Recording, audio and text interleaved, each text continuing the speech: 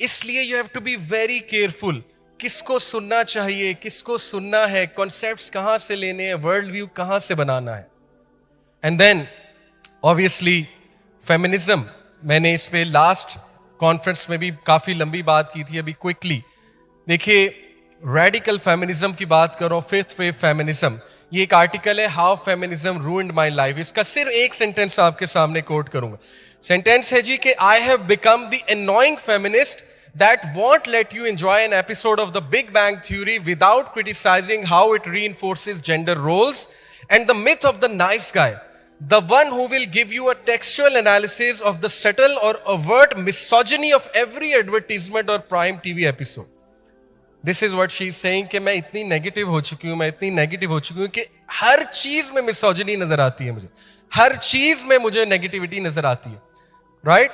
तो हमारा दीन देखें, किसी के साथ कोई हादसा हुआ है, किसी के साथ कोई ज्यादती हुई है, मर्दों की तरफ से हुई है, आई टोटली अंडरस्टैंड. आजमाइशें होती हैं जिंदगी में मुख्तलिफ, लेकिन इसका यह मतलब नहीं है कि सारे मर्दों को विलन पोर्ट्रे कर दिया जाए और मर्द को वैसे ही खत्म कर दिया जाए. आपको पता है कि 30% टेस्टोस्टेरोन लेवल मर्दों का गिर चुका है. आई एम बीइंग वेरी ओपन. और टेस्टोस्टेरोन लेवल गिरने के जो इंप्लीकेशंस हैं, इनफर्टिलिटी बढ़ जाएगी, स्पर्म काउंट कम हो जाएगा. I am being very open and there is a reason behind that. और यहां पे मैं एक साइकोलॉजिस्ट को कोट कर दूं. I was listening to her, she said, ये मैं नहीं कह रहा, ये वो कह रही है. शी सेड के my dear sisters, you should understand that if you are going to be a mother of your husband, अगर आप उसकी मां बनने की कोशिश करेंगी तो you are going to raise a baby. You are not going to have a man, you are not going to have a masculine man.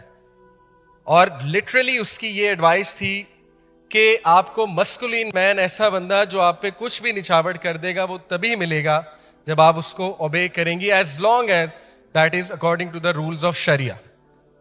ये मैं आपको साइकोलॉजिस्ट को कोट कर रहा हूं वर्ड बाय वर्ड.